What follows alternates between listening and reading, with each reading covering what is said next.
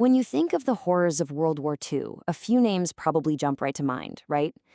Well, today we're diving into this explainer to look at the chilling, true crime history of Adolf Eichmann. This guy wasn't a battlefield commander. No, he was the bureaucratic architect behind the scenes. We're going to see how his logistical actions literally shaped one of humanity's darkest chapters, transforming horrific ideologies into a structured, terrifying reality.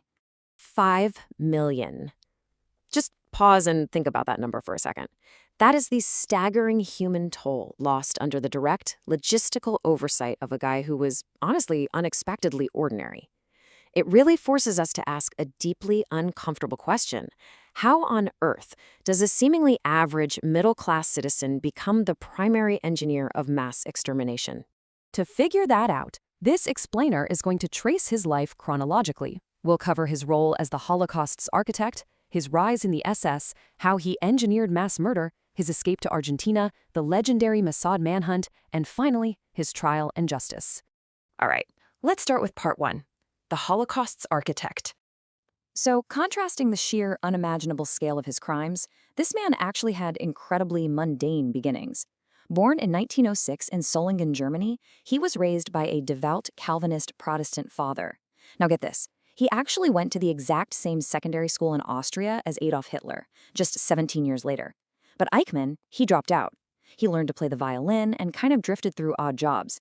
He even worked in his dad's mining company for a bit before eventually finding his dark purpose. Which brings us to part 2, his rapid rise in the SS.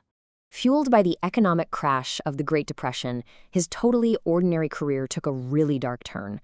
I mean, in 1927, he was literally just a district salesman for the vacuum oil company. When he got fired in 1932, he joined the Austrian Nazi branch. Fast forward to 1934, and he finds his niche in the SS Jewish department. He actually studied Hebrew and Yiddish just to deeply understand the community he was targeting. By 1938, as a first lieutenant, his whole job was organizing forced mass emigration, and he managed to displace 100,000 individuals. But the policy was shifting, right? From forced emigration to sheer displacement and extermination. He was appointed head of the Jewish Emigration Command at the newly formed RSHA, and his logistical power just skyrocketed. To really grasp the cruelty of his logistics, well, in October 1939, he ordered tens of thousands of people to be deported to Poland, abandoning them in areas with absolutely no food or drinking water. Roughly 5,000 people died just from this calculated deprivation. Moving right into part 3, engineering mass murder. This is the absolutely crucial turning point where his bureaucratic mind turns mass displacement into a systematic machinery of death. He essentially broke genocide down into cold, calculated operational steps. First, seizing property to fund the regime. Second, forcing populations into tightly packed ghettos for slave labor, specifically to save the government money. Third, he weaponized the railway system, calculating exactly how many humans could physically be packed into train cars. And finally, under Operation Reinhardt, routing those trains directly to extermination camps. You know, this wasn't battlefield combat. This was terrifyingly desk job genocide. Look at these numbers from the peak of his grim efficiency in Hungary in 1944. He was managing 4 trains daily, deporting 3,000 human beings to death camps every single day. And here's a really dark irony for you. Later that same year, he received a second-class Iron Cross for safely extracting 10,000 German hostages from the Hungarian border.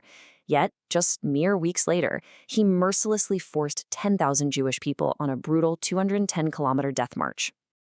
Okay, let's look at part 4, escape to Argentina.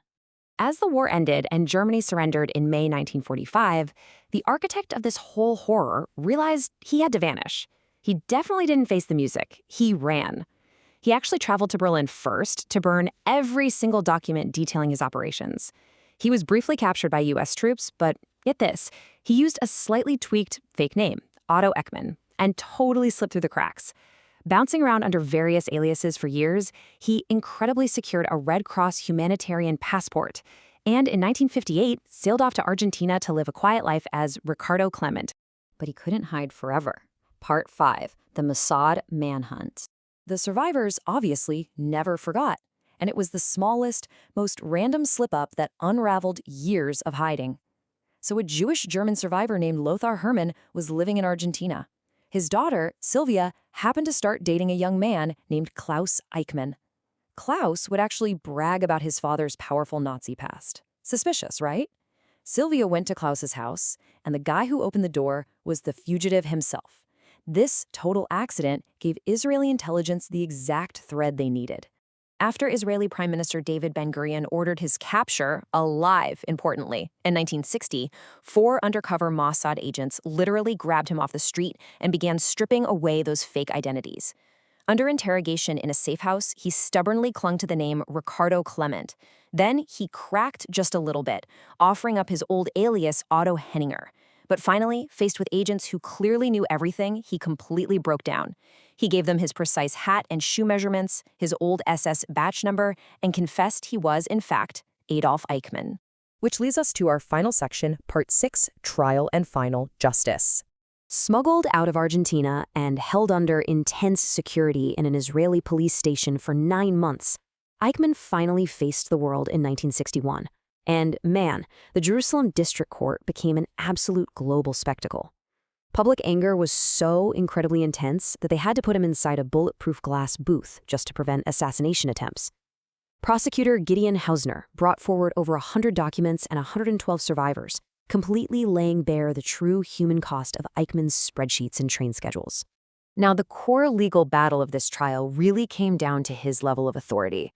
His defense lawyer basically tried to frame him as this powerless, low-level employee, just a transport manager following government orders. But the prosecution absolutely dismantled that argument. They proved he wasn't just sitting at a desk stamping papers. He personally visited the killing sites. He was fully aware of the horrors, and he was an active, enthusiastic master planner of the whole genocide. And if there was literally any doubt about his guilt or his remorse, the prosecution dropped this chilling quote from 1945.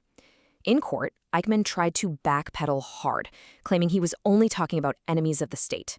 But the judge pressed him, and he was forced to openly admit on the stand that his enemies meant the Jewish people. That single quote basically destroyed any illusion that he was just some unwilling bureaucrat caught up in the system. Found guilty on multiple counts of crimes against humanity, the architect of the Holocaust finally met his end. He was sentenced to death in December 1961 and executed by hanging on May 31, 1962. Looking back at the life of this school dropout who systematically engineered the deaths of millions, we're left with a really heavy, vital question to close out this explainer. How do we ensure the world never again allows the mundane, everyday machinery of an ordinary bureaucracy to mask such extraordinary evil?